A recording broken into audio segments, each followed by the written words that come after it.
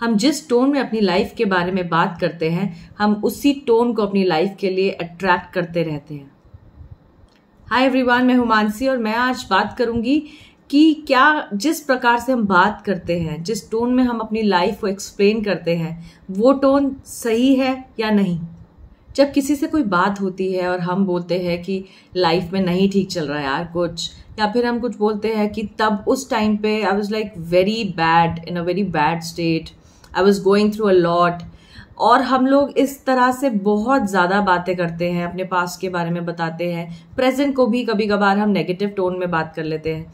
तो क्या ये सही है? बिकॉज अभी तो मैं अपने थॉट्स को करेक्ट कर रही हूँ, अभी तो लॉ ऑफ अट्रैक्शन टेक्निक को यूज कर रही हूँ और मैं सब कुछ ठीक कर रही हूँ, मैं हील भी कर रही हूँ अपने आप को। I am doing everything which is meant right, which is right eight this point in time. But जब मैं अपने वर्ड्स को, अपने पास्ट को नेगेटिव फॉर्म में पोर्ट्रे करती हूँ दूसरों के सामने, तो मैं वही फिर से अट्रैक्ट करती हूँ मैं।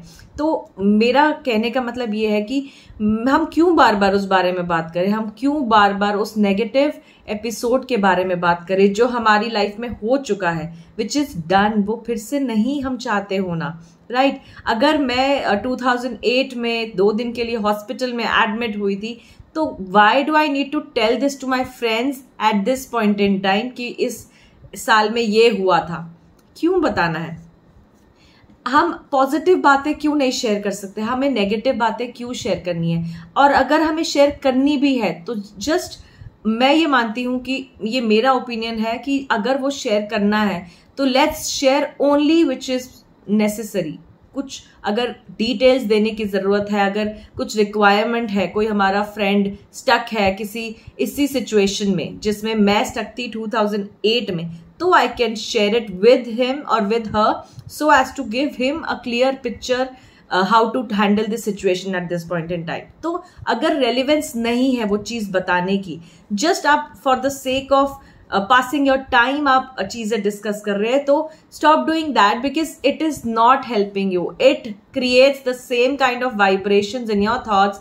You go to that memory once again and it again reinstills the fact that this happened with you and it can attract the same again with you. तो हम बार बार जो वो नेगेटिव माइंडसेट में आ जाते हैं, हम अगर ना भी आ रहे हो, अगर हम सिर्फ उसके बारे में बात कर रहे हो कि इस साल में ये सिचुएशन थी, बहुत बुरा हुआ था, या उसके साथ हुआ था, या इसके साथ हुआ था, तो अगर हम ये बातें भी कर रहे हैं तो भी हम वही अट्रैक्ट कर रहे हैं बिकॉज हम अपने थॉट प्रोसेस में वो नेगेटिव एपिसोड फिर से लेकर आ रहे हैं। सो लॉट ऑफ टाइम्स मेरे कुछ स्टूडेंट्स भी हैं, वो यही सब बातें कर रहे थे। मतलब जब मेरे सेशंस में somebody joins in और वो मुझे अपना सब कुछ बताता है, मैं उनको उसी वक्त बताती हूँ कि like first few days will be your last days to talk about these things, you know, whatever happened, जो भी हुआ, ये पहले, दूसरे, तीसरे दिन ही हम बात करेंगे। आप 1 हफ्ते बाद आप उस माइंड फ्रेम से बिल्कुल डिफरेंट माइंड फ्रेम में ऑटोमेटिकली आ जाओगे और आप अपने थॉट प्रोसेस को खुद कॉन्शियसली चेंज करना चाहोगे। इसके बाद आप ना खुद बोलोगे, ना ही आप बोलना चाहोगे जो आपके साथ गलत हुआ या फिर नेगेटिव हुआ। सो अगर कोई मुझे ज्वाइन करता है, मेरे सेशंस ज्वाइन करता है, तो उसको खुद से ही रियलाइज हो जाता है कि आफ्टर लाइक टेलिंग मैम कि क्या हो रहा है, क्या हुआ मेरे साथ, उसके बाद we have to work, we have to be goal oriented, we have to eradicate that memory and we have to work towards what we want, not you know getting stuck in the fact that जो भी पुराने हमारा हुआ, जो भी पहले हुआ, उसके साथ हमें कोई अटैचमेंट नहीं रखनी है, हमें आगे बढ़ना है, right. Thank you everyone, I hope आपको कुछ वैल्यू एडिशन हुई हो इस वीडियो से। मेरे चैनल को सब्सक्राइब करिए अगर ये सब चीज़ें आप फॉलो करना चाहते हैं, माइंडफुलनेस फॉलो करना चाहते हैं, तो मेरे चैनल को सब्सक्राइब किए। देखने के लिए शुक्रिया।